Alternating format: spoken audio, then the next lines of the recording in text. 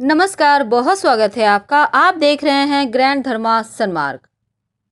संकष्टी चतुर्थी 5 अक्टूबर 2020 को मनाई जा रही है और इस बार की चतुर्थी तिथि, जिसे हम त्रिभुवन चतुर्थी भी कहते हैं, इसका विशेष महत्व है क्योंकि ये 3 साल में ही एक बार आता है, अधिक मास के समय।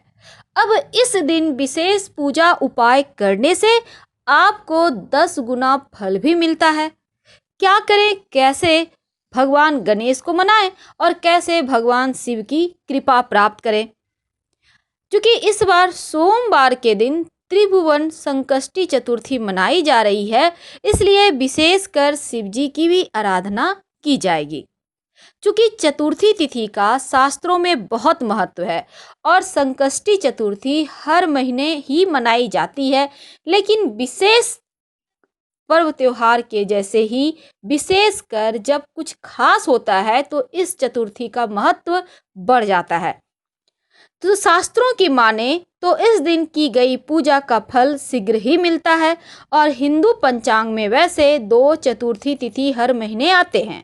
एक कृष्ण पक्ष की चतुर्थी, जिसे संकष्टी चतुर्थी कहते हैं, दूसरी शुक्ल पक्ष की चतुर्थी, जिसे विनायक चतुर्थी कहते हैं। और इस बार चूंकि ये चतुर्थी तिथि सोमवार के दिन है तो और भी ज़्यादा शुभ फलदायक हो गया। अब इस दिन भगवान गणेश से विघ्न बाधाओं को दूर करने के लिए कैसे उन्हें मनाएं?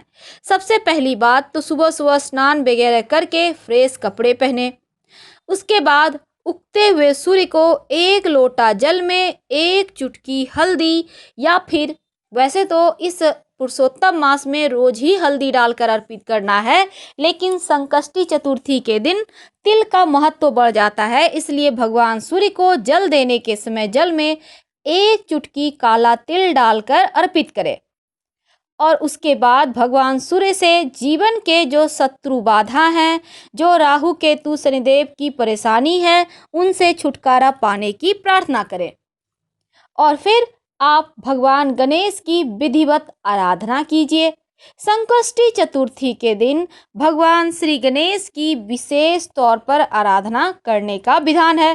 कैसे करें, उन्हें आप कैसे मनाएं, लेकिन उसके पहले एक और बात जान लें। इस दिन विशेषकर तिल के लड्डू, या फिर अगर आप तिल का लड्डू नहीं आप बना पा रहे हैं तो तिल और गुड़ मिलाकर आप भोग जरूर लगाइए गणेश जी को। आपके जीवन के समस्त कष्ट दूर हो जाएंगे। सुबह सुबह सूर्योदय के पहले ही नहाइएगा और उठिएगा। उसके बाद आपका फेस पूरब दिशा की ओर होगा। आप भगवान श्री गणेश यानी कि आपका जो पूजा स्थान है वहां पर बैठ जाएं।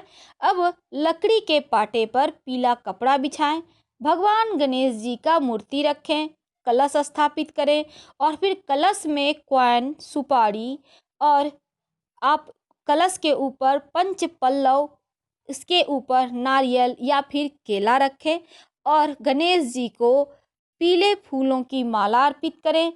पान और सुपारी उन्हें विशेष कर अर्पित कीजिएगा। सिंदूर जो पुरुष हैं वो अर्पित करेंगे, महिलाएं उन्हें लाल पुष्प अर्पित करेंगी या फिर पीले पुष्प अर्पित करें। इसके बाद गणेश जी से कृपा देने के लिए उनका विशेष तौर पर प्रार्थना करें। ओम गंग गणपतये नमः का जप करें ज़्यादा से ज़्यादा। और फिर आप उन्हें तिल मिलाकर जो गुड़ और तिल है उसका लड्डू बनाकर उनको भोग लगाइए। शाम के समय भी उनकी विशेष कर आराधना की जाती है। इस दिन गणेश जी को अक्षत अक्षत यानी चावल, बिना टूटा हुआ चावल आप धोकर अर्पित करें। यानी सूखा हुआ चावल गणेश जी को अर्पित नहीं किए जाते। जब भी अर्पित करें उसे धो लें फिर अर्पित करें। और साथ ही दूर्वा घास जरूर अर्पित करना चाहिए। ऐसा करने से आपके जीवन में धन, मान, सम्मान, यश की कमी नहीं रहती। इस दिन गणेश जी को वैसे कभी भी तुलसी के पत्ते अर्पित नहीं किए जाते, तो आप भूल कर भी गणेश जी को तुलसी का पत्ता अर्पित मत करें। इस दिन भगवान शिव की भी विशेष आराधना करने का विधान है। उसके बाद हम बात करेंगे चंद्रमा को अर्घ्य देने की। तो आप घर में भी कर सकते हैं। घर में मान लेते हैं आपके घर में शिवलिंग है तो अच्छी बात है, नहीं है तो तस्वीर के पास एक कटोरी रख लें और उसी में पूजा करें। 1 लोटा जल में 1 चुटकी काला तिल डालें। अगर आपके पास कुश घास है, कुसा एक प्रकार का घास होता है, आपको पता होगा पहले ज़माने में पंडित जी उसका अंगूठी पहनाते थे, उसका आसन भी आता है। तो कुसा घास जल में डालकर 1 चुटकी काला तिल डालकर भगवान शिव को अर्पित करें। उनसे प्रार्थना करें जीवन के हर कष्ट, विघ्न, बाधाओं से मुक्ति पाने की। और अर्पित करने के बाद शिवलिंग के पास, आप पुरुष हैं तो दंडवत प्रणाम करें, महिलाएं दंडवत प्रणाम नहीं करेंगी बल्कि वो यूं ही झुककर प्रणाम करेंगी। शिव जी की अर्ध परिक्रमा करने का विधान है। अगर आप पास के किसी भी मंदिर में जाते हैं तो परिक्रमा जरूर करें। हमने टाइम टेबल दे दिया है। संकष्टी चतुर्थी में चंद्रमा को अर्घ्य देने का रात 8:12 से समय शुरू होगा, चंद्रोदय होगा। अब बात करते हैं शाम के समय जब आप चंद्रमा को अर्घ्य दीजिएगा तो जैसे देखिए कहा जाता है ऐसा, अगर आप संकष्टी चतुर्थी का व्रत रख रहे हैं तो जमीन के नीचे उगने वाली चीजें, कंदमूल जिसे कहते हैं, जैसे गाजर, चुकंदर, मूली, इन चीज़ों का सेवन इस दिन नहीं करना चाहिए। और संकष्टी चतुर्थी का उपवास तिल या तिल के लड्डू खाकर ही उपवास खोलना चाहिए, ऐसा विधान है हमारे शास्त्रों में। तो इस दिन गणेश जी को मनाने का विशेष उपाय भी है, लेकिन जब आप चंद्रमा को अर्घ्य दीजिएगा तब नीची निगाह करके ही अर्घ्य देंगे, क्योंकि चंद्रमा को चतुर्थी तिथि के दिन नहीं देखना चाहिए, कलंक लगता है। अब किसी कारणवश आप भूल कर देख लेते हैं, तब आप चंद्रमा को देखने वाले इस कलंक से बचने के लिए एक छोटा सा कंकल, जिसे हम पत्थर कहते हैं, छोटा सा उठाएं और किसी के भी घर के ऊपर फेंक दें, जैसे कि वो टन से आवाज करे, उससे आपका दोष कट जाता है। संकष्टी चतुर्थी तिथि में व्रत कथा सुनने का भी विधान है। प्राचीन काल में रंतिदेव नामक प्रतापी राजा थे। उन्हीं के राज्य में धर्मकेतु नामक ब्राह्मण की 2 स्त्रियां थी। एक का नाम सुशीला, दूसरी का नाम चंचला था। सुशीला नित्य व्रत रखती और जिससे उसका शरीर दुर्बल हो गया, और वहीं चंचला कभी कोई व्रत उपवास नहीं करती।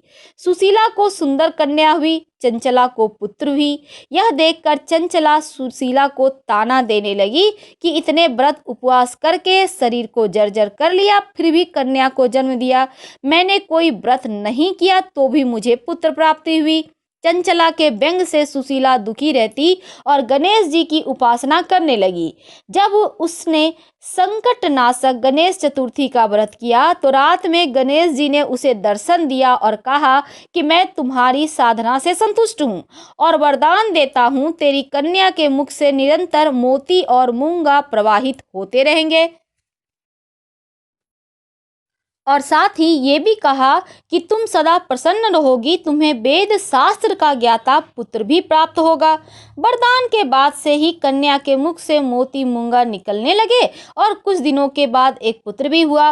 बाद में उनके पति धर्मकेतु का स्वर्गवास हो गया और उसकी मृत्यु के बाद चंचला घर का सारा धन लेकर दूसरे घर में रहने लगी, लेकिन सुशीला पति गृह में रहकर ही पुत्र और पुत्री का पालन पोषण करने लगी। इसके बाद सुशीला के पास कम समय में ही बहुत सा धन हो गया, जिससे चंचला को उससे ईर्ष्या होने लगी। एक दिन चंचला ने सुशीला की कन्या को कुएं में ढकेल दिया, लेकिन गणेश जी ने उसकी रक्षा की और वह सकुशल अपनी माता के पास आ गई। उस कन्या को देखकर चंचला को अपने किए पर दुख हुआ और उसने सुशीला से माफी मांगा। इसके बाद चंचला ने भी कष्ट निवारक संकटनाशक गणेश जी का व्रत को किया। चतुर्थी के दिन चंद्रमा दर्शन को बहुत ही शुभ माना जाता है। वैसे चंद्रोदय के बाद ही व्रत संपूर्ण होता है और संतान संबंधी समस्त कष्ट, बदनामियां दूर करने के लिए, अपयश, रोग दूर करने के लिए इस दिन व्रत किया जाता है। धन और कर्ज संबंधी समस्याओं का भी समाधान होता है। हर हर महादेव।